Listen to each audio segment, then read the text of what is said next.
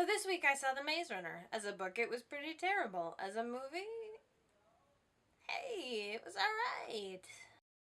I mean, I don't want to hate on anybody's triumphs of innovation. Let's count the number of books that I've had published recently.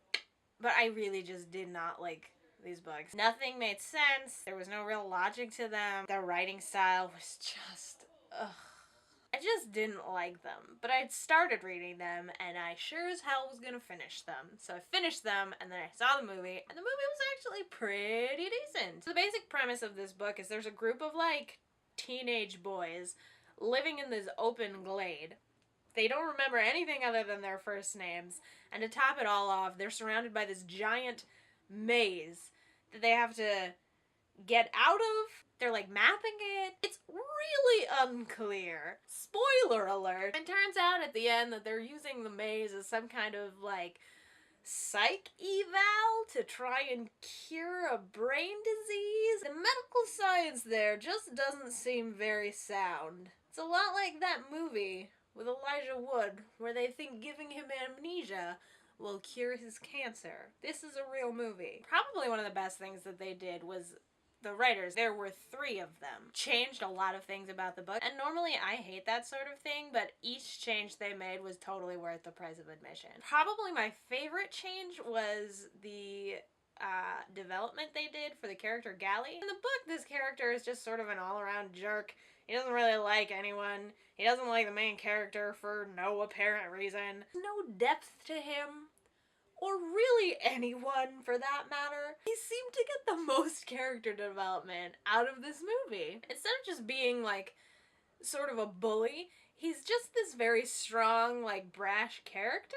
That's how he is. It's not that he doesn't want to be friends with you, it's just he's got a crusty exterior. And a lot of his motivation comes from the fact that every time Thomas, the main character, does anything, he like screws up the whole system. So he really is coming from an angle where he's trying to take care of the glade. He wants to maintain their life because their life is not bad. The thing is, Gally's kind of got a point, because every time Thomas makes a decision, something terrible happens. The movie also did away with a lot of extraneous, unnecessary details that made no sense. Inexplicable telekinetic powers. Why an organization would actually choose an acronym that spells out wicked. Seriously? And I have to say, I don't think I've ever enjoyed hearing swear words so much. The book did that thing where they were like making up their own lingo, and what it ended up sounding like was the author really wanted to put in some swears but didn't actually want to write out the swears. And pretty much the only way I managed to get through all 3 of those books was anytime anyone said one of the fake swears, I just substituted it for a real one and then added like 2 or 3 more. Because you're honestly gonna tell me that you've got a bunch of adolescent boys all cooped up together with no parental supervision and they're not gonna be swearing and like making their own moonshine all the time? Obviously that's going to happen. And the movie provided that. But honestly, my favorite part of the movie was probably the reaction of the like 10 to 12-year-old kids that were in the theater with me. The kid sitting next to me actually like curled up in his seat and hid his face when the major death that happens in the movie was about to happen. There's a major death that happens in the movie. That's not really a spoiler because we live in the age of young adult dystopian novels where somebody always dies. This is the world we live in now. And then as the credits were rolling, I heard some kid say to his friend, "Yeah, I don't think I'm gonna sleep tonight. That was scary, man." And I was like, aw, this movie made people have an emotion. And that's really what it's all about.